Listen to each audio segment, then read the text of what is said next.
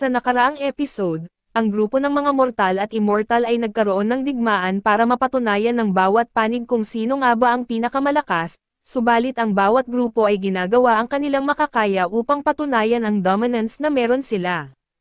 Ang Demon Lord ng mga immortal na may pangalang Vel ay gumawa ng pagmamaliit sa bayani ng mga mortal, minaliit niya ito na parang wala itong panama para sa kanya kaso lang di nagtagal. Habang nag-uumpisa ang 1 versus 1 nila ay nagawang mapaslang ng bayani ang makapangyarihang Demon Lord na sobrang ikinagulat nito. Nabuhay muli ang Demon Lord sa kasalukuyang panahon na kung saan ang mundo ay pinamumunuan na ng mga mortal, at plano niyang bawiin muli ang kahariang kinuha sa kanya sa pamamagitan ng paggamit ng mga teknolohiyang gawa ng mga mortal. At sa pagpapatuloy, ipinaliwanag ni Takahashi na ang mga streamer ay nagpo-post ng mga video kung saan nagpapakita sila ng iba't ibang bagay online, kumikita sila mula sa ad revenue o donasyon at may ilang lumang kagamitan pa si Takahashi mula noong nag-stream pa siya. Bagamat medyo luma na ito pero kung sumikat si Vel ay makakabili naman siya ng bagong kagamitan para sa sarili niya. Sinabi ni Makina na hindi siya sang-ayon sa ideya na maging streamer si Vel dahil sobrang hindi ito sigurado at delikado at para sa kanya, mas mabuti pa kung maghanap na lang siya ng mas tiyak na trabaho gaya ng pagiging service crew. Pero iniisip ni Takahashi na magandang oportunidad ito para kay Vel at may maganda siyang boses, hitsura at kahangahangang aura kaya't pasok siya sa mga katangian ng isang star at nang sabihin iyon, hindi na maitatanggi ni Makina na talagang kaakit-akit si Vel pero nag-alinlangan pa rin siya kung magandang ideya ito. May ilang laro na hindi magagawa ni Vel nang walang familia. Pero pwede naman siyang mag-focus sa mga laro na gumagamit pa rin ng physical controls, hindi na rin naman talaga laro ang pinapanood ng mga tao ngayon kundi ang mismong ginagawa ng streamer. Tinanong ni Makina si Vel kung ano ang palagay niya tungkol dito at dahil wala naman siyang masyadong pagpipilian, pumayag siyang sundin ang mungkahi ni Takahashi at ng araw na iyon, naliligo si Makina habang nagsasaliksik si Vel tungkol sa internet sa mundong ito.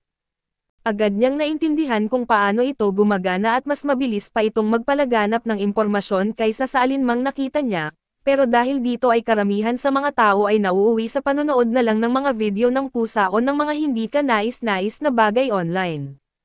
Naniniwala si Vel na madali niyang mapapaayon ang opinyon ng publiko sa kanya gamit ito ngunit biglang natapos ni Makina ang paliligo at lumabas ng banyo nang wala kahit anong saplot. Nang napagtanto niya ang nangyari ay agad siyang nagbihis at humingi ng paumanhin kay Vel dahil sa pagiging tanga.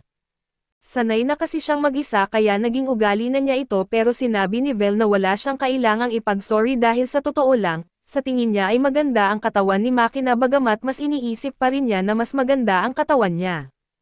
Ilang oras pagkatapos noon ay dumating si Takahashi sa bahay ni Makina dala ang lumang kagamitan para matulungan si Vel na i-set up ang lahat at nang matapos, iniabot niya ang controller para subukan ni Vel ang ilang laro at sinubukan ni Takahashi ipaliwanag ang mga controls pero sinabi ni Vel na hindi na kailangan dahil alam na niya kung paano ito gumagana. Para sa kanya ay mas madali itong suriin kumpara sa isang familia kaya't sinimulan niyang mag-browse sa library ng mga laro at pinili ang Bloodborne. Naalala ni Takahashi kung gaano karami na tao ang sumuko dahil sobrang hirap ng laro. Pero tiwala siya na magagawa ni Vel itong laruin dahil sa husay ng analysis skills niya. Pero nang sinimulan ni Vel ang laro ay hindi man lang siya umabot sa intro na mas mahirap pala ito kaysa sa inakala niya, kahit ilang oras na niyang nilalaro ay hindi pa rin siya gaanong umuusad, kaya sinabi na lang ni Takahashi ng diretso na wala siyang talent dito.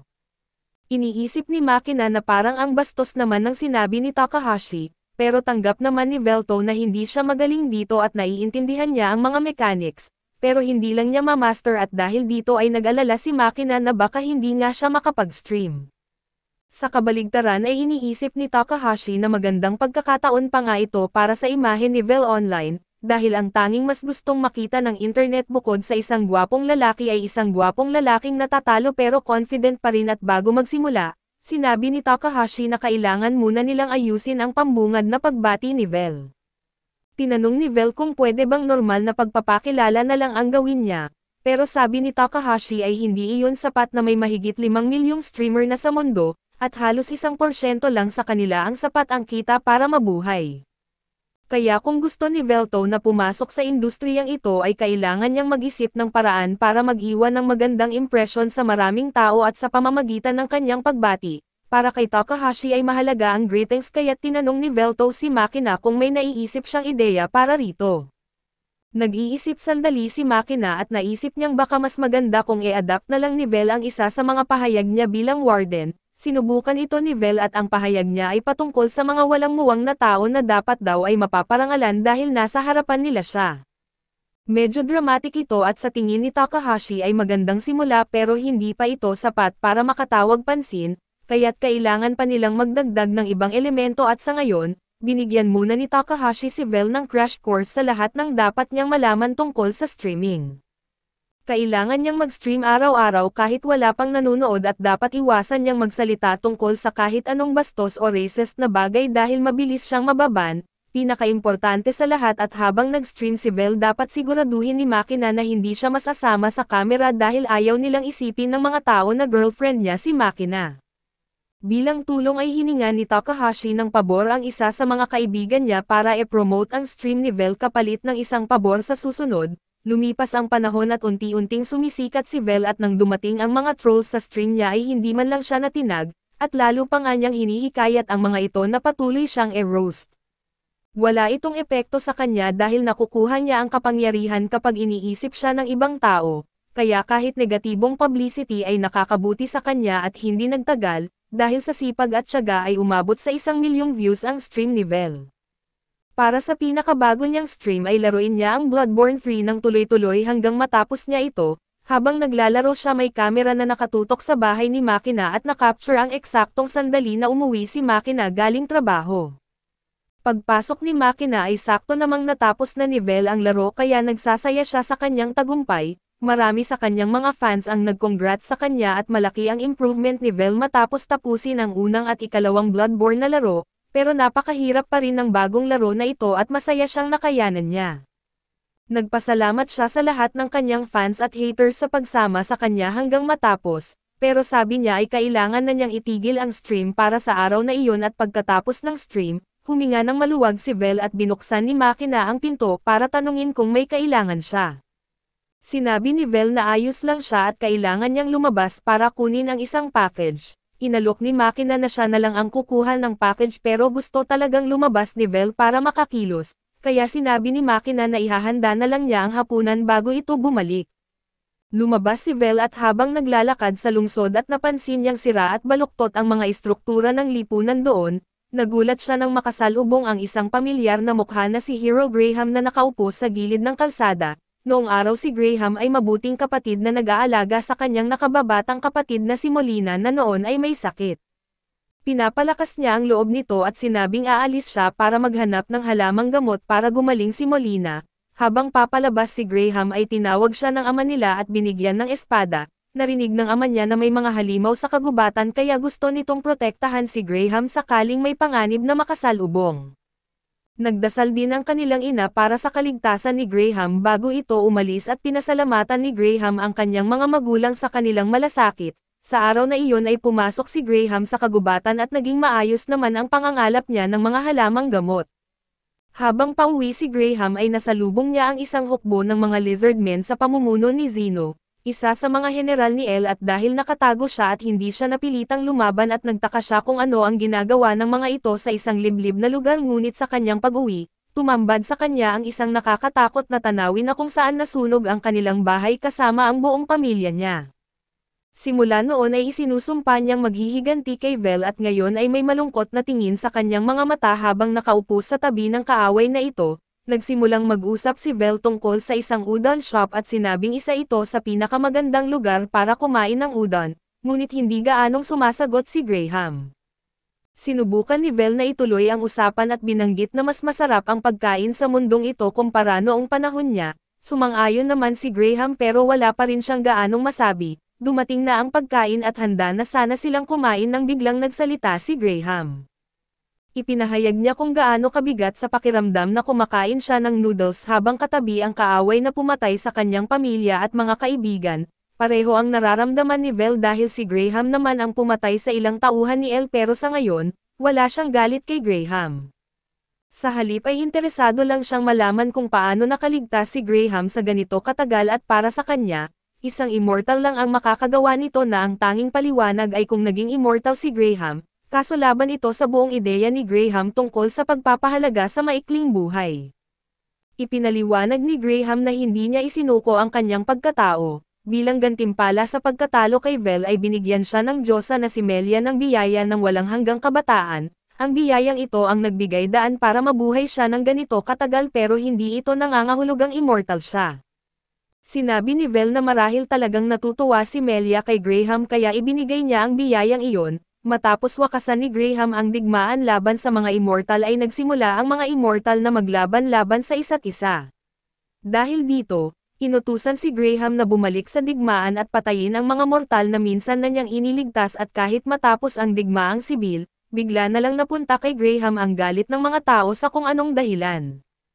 Para kay Vel ay isang hindi maiiwasang kinalabasan ito dahil likas sa mga tao na matakot sa mga makapangyarihang individual, na-exile si Graham mula sa kaharian kaya napilitang maglibot sa loob ng mga siglo hanggang sa naganap ang Fantasian at nagkaisa ang mga mundo.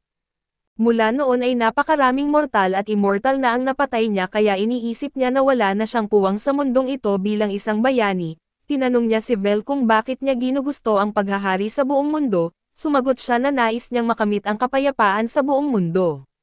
Maraming paraan upang maging immortal na gaya ng pagiging isang phoenix sa pamamagitan ng mga sumpa o biyaya. Maliban sa ilang bihirang pagkakataon at lahat ng immortal ay mortal noon at patuloy na pinagtatabuyan at inuusig ng mga mortal ang mga immortal dahil iba sila, at gayon din naman ang mga immortal sa mga mortal. Ang aral na natutunan ni Vel dito ay anuman ang maging kalagayan ng tao, palaging may mangyayaring takot at galit sa kung sino man ang naiiba kaya't inisip niyang ang tanging paraan para makamit ang kapayapaan ay ang maghari sa buong mundo, upang siguraduhing walang sino man ang kailangang magdusa sa ganitong uri ng pag-uusig. Hindi naniniwala si Graham na gagana ang kapayapaang ito sa pamamagitan ng paghahari sa buong mundo, ngunit hindi rin maitatanggi ni Graham na kung pababayaan lang ang mga tao at hindi nila kailanman makakamit ang kapayapaan, dahil naranasan na niya mismo ang walang saysay na pag-uusig at mga digmaan. Kahit na ganito ay ayaw pa rin niyang tanggapin na tama si Vel at tinanggap niya na hindi sila kailanman magkakasundo ni Graham. Tumayo si Graham para umalis at nagpasalamat kay Vel para sa noodles at bago siya umalis, sinabi niya kay Vel na masaya siya na nagkaroon siya ng pagkakataong makipag-usap sa kanya. Tumayo na rin si Vel at habang naglalakad sa kalsada napansin niya si Takahashi sa isang eskinita at tila may problema. Nag-hire daw siya ng isang ogre para sa isang trabaho pero ngayon ay sinusubukan siyang kikilan at humihingi ng doble sa napagkasunduang bayad. Sinabi ni Takahashi na tanga siya kung iniisip niyang bibigyan niya ito ng ganoon kalaking pera pero handa naman ang ogre na masaktan siya kung hindi makukuha ang gusto. Itinaas ng ogre ang kamay para suntukin siya pero nahawakan ito ni Vel at sinabihan ang ogre na tigilan si Takahashi. Sa araw na iyon ay mabait ang pakiramdam ni Vel kaya handa siyang palampasin ang kawalang galang ng ogre, pero nakilala siya ng ogre bilang ang lalaking binugbog niya dati kaya hindi ito natatakot. Sinabi niyang papatayin niya si Vel sa pagkakataong ito at sinubukan takutin ni Takahashi si Vel na tumakbo bago pa siya masaktan, pero sinabi ni Vel na ayos lang dahil nais niyang subukan kung gaano nakalakas ang naibalik niyang kapangyarihan mula sa 1,000,000 subscribers. Nang subukan ng ogre na suntukin siya ay iniunat ni Vel ang kamay at sinalo ang suntok, pero biglang ginamit ng ogre ang kapangyarihan ng wind magic at tuluyang binasag ang braso ni Vel, gayunpaman dahil sa bahagyang bumalik na kapangyarihan ay agad na napagaling ni Velto ang kanyang braso at sa isang kumpas at tinapon niya ang ogre sa tambak ng basura.